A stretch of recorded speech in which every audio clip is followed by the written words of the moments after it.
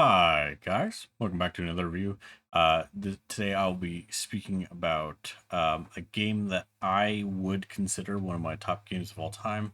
I'm sorry, I know I'm probably in this first huge batch of reviews within this last week. I'm going to be talking a fair bit about my real favorite games. So, not too many. There's going to be a couple really low ones, and then there's always the really high ones. And this is, of course, another really high one for me. This one today is Subnautica.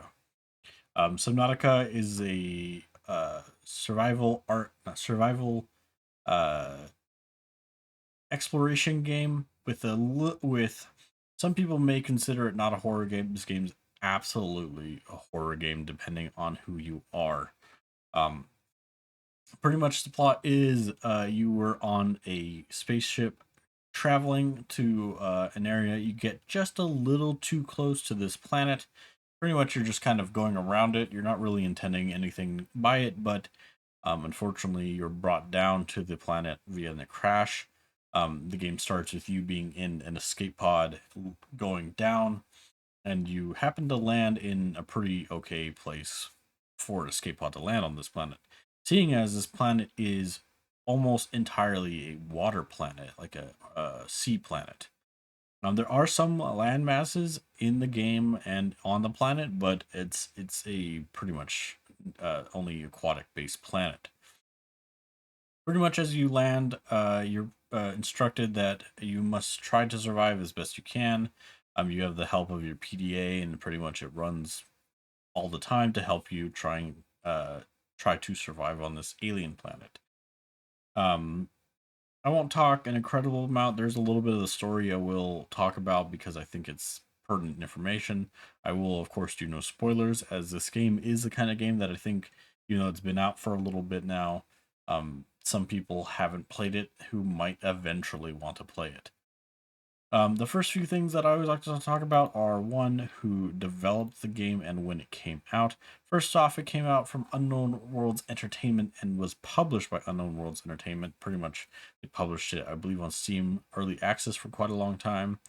And then it was finally fully released back in 2018 on January 23rd. The game does currently have a sequel that I will be speaking about later on as well. Both of them are pretty outstanding, but this first game really set the precedent for how people feel about it. Um, this game holds an incredibly special place in my heart. One, because I'm a huge sci fi nerd, and this game kind of really holds that sci fi feeling to itself a lot.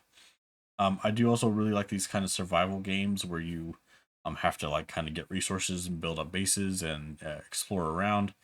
This game has that heavy emphasis on exploration. That's the big thing here. The survival aspect is of course a part of it. It's about, I would say, 50% as important as exploration. But it, of course, with those two aspects, it is pretty important still nonetheless. This game uh, does have a lot of the horror aspect because many people I know are deeply afraid of the ocean. And this game will not help you with that fear. Um, if you're going in thinking like I'm not going to get away with it, you're going to be afraid of everything. There are moments where you'll look down in this game and it's pitch black, and that I know is what usually causes that deep fear of the unknown kind of thing. But unfortunately, there are things down in that unknown, and you will encounter them. That's the big thing, is the monsters, which aren't quite monsters, they're just kind of sea life that you'll come across. Now, granted, some of them are much bigger than others, including what are called Leviathan class creatures. Now, you'll find your first Leviathan class in the first area, and they are peaceful ones. Pretty much, they're just huge, like kind of almost like chunks of land swimming through the ocean. You'll notice they have a big coral system on their back. They're harmless. They're pretty much like whales in this universe, um, in a sense, and they're very pretty to watch. That is most of this game is going around seeing what alien life on a planet could look like. I think it's a very cool representation of what that could be, and does have some of the best looking designs I've ever seen for aliens in a video game. Um, the game does have you trying to find your way off the planet as its story. You'll come across some alien structures that aren't aquatic necessarily. They are in the water, but they're not designed to be aquatic. So you do know that there has been alien life on the planet prior to you coming here. Um, and there's a whole story there, and I recommend really diving into that story. There's some incredible plot points in this game that I think anyone should watch. Now, it is a game that I do recommend. If you can't play it, I recommend watching it. It's still going to be scary, but at least you'll kind of experience a lot of it through gameplay. I think that's where many people really did experience it. It does have a VR mode as well. Be very careful with that. Not to say that it's a bad VR experience, but VR already is a pretty nauseating thing for a lot of people. And being underwater while doing VR absolutely will cause nausea for a lot of people. So just if you're good at handling it, then go ahead and play it.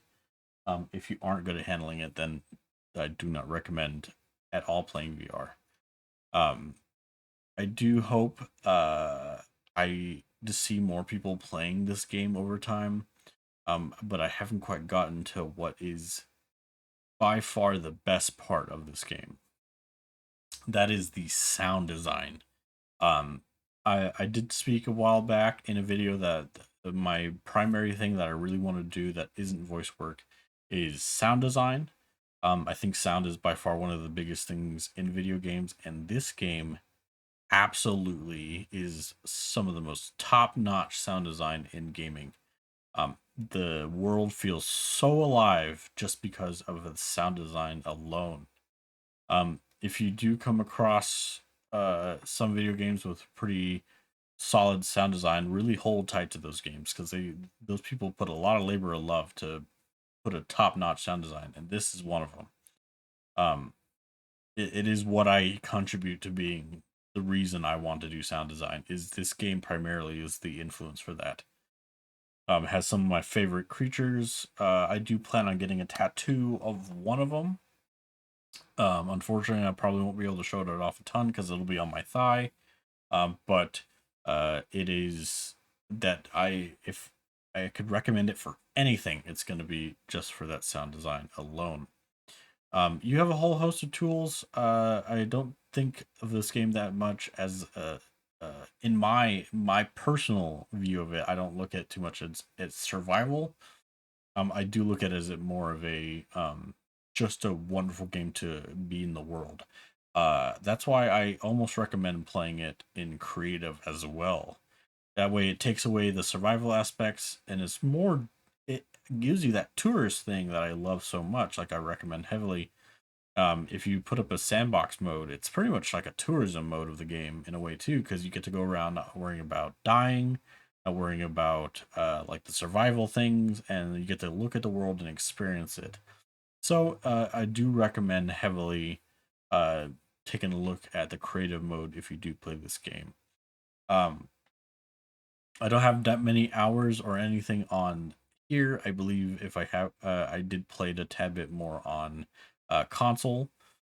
It is currently on sale for about $27. That is, or I believe that's because I own the first one already. $30. Sorry about that. $30 at the moment. VR supported on Steam. You can get it on consoles as well, of course.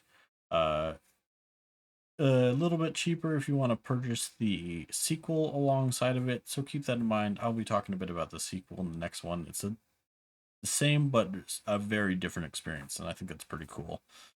Um, but I do recommend it. This is one of my 10 out of 10 games because I just adore it so much. And it has had such an impact on my life that I couldn't give it any less of a score in my opinion. As always, I'd like to ask you guys to like and comment if you have played it.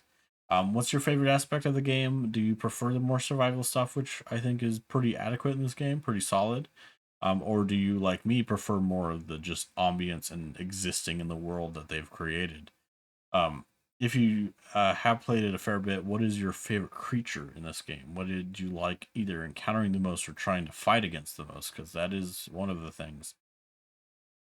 Oh, crazy.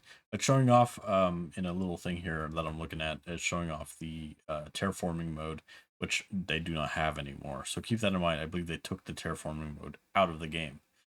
But otherwise, if you haven't played it, have I pushed you to play it? I know this one's a hard one for some people to play.